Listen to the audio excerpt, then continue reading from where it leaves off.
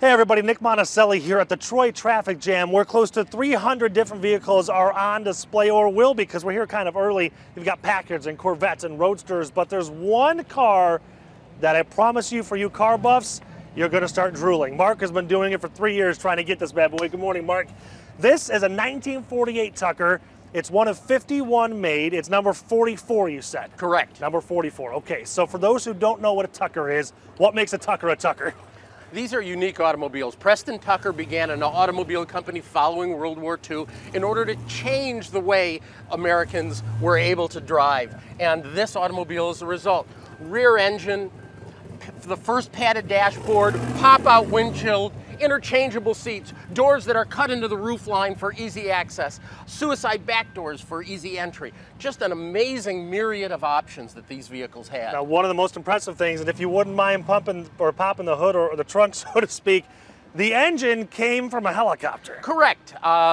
This is a flat six-cylinder engine, aluminum, 355 cubic inches, 167 horsepower, but 390 pounds of torque. It would propel this automobile in 1948 to an astounding 130 miles an hour. That's a little fast in 1948. It is. So the backstory behind it, you knew about this. I mean, this is your fourth Tucker, you said. You've known about this one for several years, and it took some convincing to let the previous owner let you take it home. It did. He was a passionate car collector.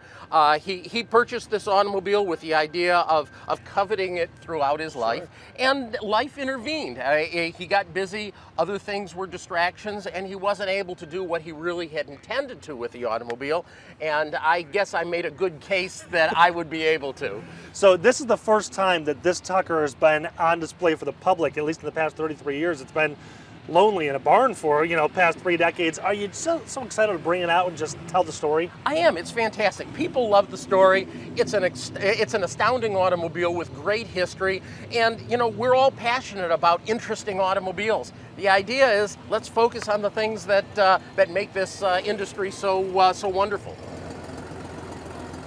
All right, guys, so from the Tucker to something completely different, and you're going to like this. I thought it was pretty cool. This is John Funk from General Dynamics, and that over there is the MUT. What's MUT stand for again, John? Mobile Utility Tactical Transport. Unbelievable. Okay, so this thing essentially lightens the load for our troops overseas, or even, here domestically.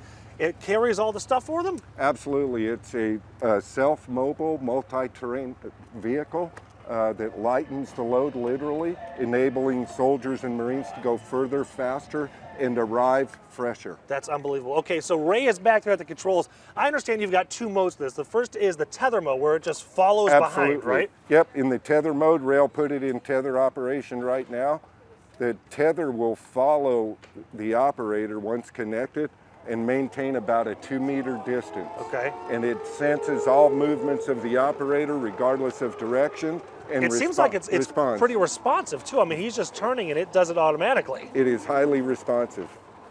And there's 2 modes. You've got this and then a wheelbarrow mode. How does that work? So you've got wheelbarrow mode and wagon mode. That's what you just saw him in. This would be wheelbarrow mode. Oh, so it actually pushes in front of you too. Yes, so it'll maintain that distance between the operator and the MUT consistently over time. No kidding. Okay, yes. So there's the tethered version, and then there's the remote version, right? Where you take the tether down and you just drive it like a remote control? Absolutely. Yep, we also have a remote mode of operation, which Ray is doing right now. He's got the controller in his hand. Oh, look at that. It jumps curves. So this really is all-terrain. It can go anywhere. Yeah, and this is easy stuff for it. We don't want to tear up the grass here, but it probably could. Or we don't want to hit the Packard. No, we don't want to hit the Packard. That's right. You mentioned too that it's amphibious, so this you can float this. Absolutely. It swims as well. It's got bilge pumps, just like a boat. No kidding. It'll carry 300 pounds while swimming. On land, it'll carry 600. And it's quick. Look at that. Yes, it's very quick.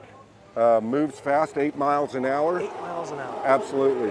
So what kind of response have you gotten from this? I mean, obviously you've got a variety of clients. I mean, you can do, obviously it's built for the military, but could this be another application for like police or fire locally? Absolutely, and especially for a car show like this, I think a consideration in application would be used by police, fire, FEMA, even the outdoor enthusiast.